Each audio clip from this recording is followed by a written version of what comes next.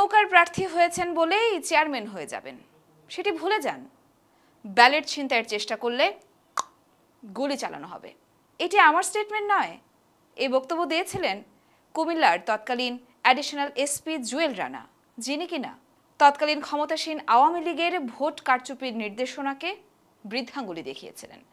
এবং তার এই বক্তব্যের পর তার বিরুদ্ধে বিভাগীয় মামলাও হয়েছিল। শুধু মামলা দিয়ে কিন্তু ক্ষান্ত হয়নি, তাকে হয়রানিমূলকভাবে জোরপূর্বক তার পদোন্নতি আটকে রেখে বাংলাদেশের বিভিন্ন জেলায় তাকে বদলি পর্যন্ত করা হয়েছিল। কিন্তু এত কিছুর পরও জুয়েল রানা কিন্তু দমে যাননি। তিনি ক্ষমতাসীন আওয়ামী লীগের কাছে নতি স্বীকার করেননি। একজন প্রতিমন্ত্রী কিন্তু 3 দিনের ব্যবধানে এখন ক্ষমতাচ্যুত। আপনারা এত বড় শক্তিশালী কেউ হয়ে যান নাই। এই রাষ্ট্রে অবিচার জুলুম নির্যাতন করবেন, এরপরে মাথা উঁচু করে দাঁড়িয়ে বলবেন অমুক এমপি সাহেব আপনাদের পেয়েছে আপনার বাড়ি বাগেরহাট গোপালগঞ্জ, আপনি প্রধানমন্ত্রী আপনার ফুকু, সব বলে কিন্তু পার পাওয়া যাবে না। আমরা কিন্তু কঠোরভাবে আইনি ব্যবস্থা নিব। গেল বছর 5ই আগস্ট আওয়ামী লীগ সরকার পতনের পর ঢাকা মেট্রোপলিটন পুলিশের মোহাম্মদপুর জোনের এডিসি হিসেবে দায়িত্ব পান তিনি। আসন্ন জাতীয় নির্বাচনেও নিরপেক্ষ ভূমিকা নিয়ে আশা জাগানো মন্তব্য করেছেন এই পুলিশ কর্মকর্তা। এইবারই পুলিশের সংশোধন হওয়ার শেষ সুযোগ বলে মন্তব্য করেন এই কর্মকর্তা।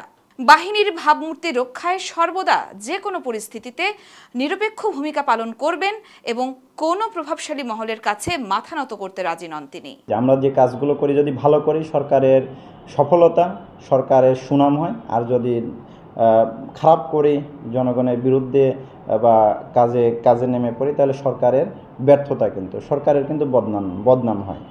ধরেন আমি ব্যক্তি বা আরও 10 জন পুলিশ অফিসার, সবার কাজের ফলাফলই তো পুলিশ ভালো করলো না মন্দ করলো।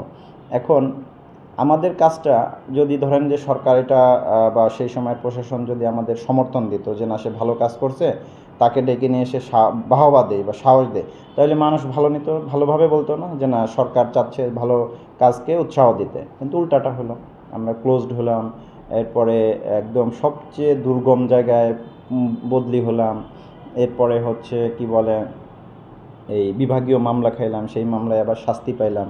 সরকারে বিভিন্ন গোয়েন্দা সংস্থা লেগে পড়লো এলাকায়, কর্মস্থলে, ভার্সিটিতে কি করছি, ওই এলাকার লোকজন, এলাকার আত্মীয় স্বজন কী করে, এই যে একটা মানসিক, শারীরিক এবং এই যে হয়রানি, এই হয়রানিটা যদি করলো তাহলে লাভটা কার হলো? আমার পুলিশের লাভ হয়েছে না সরকারের লাভ হয়েছে? বরং এগুলো তো মানুষ তো দেখলাম যে যত কমেন্টস করছে এই পদক্ষেপগুলোর বিরোধিতা করছে না মানুষ।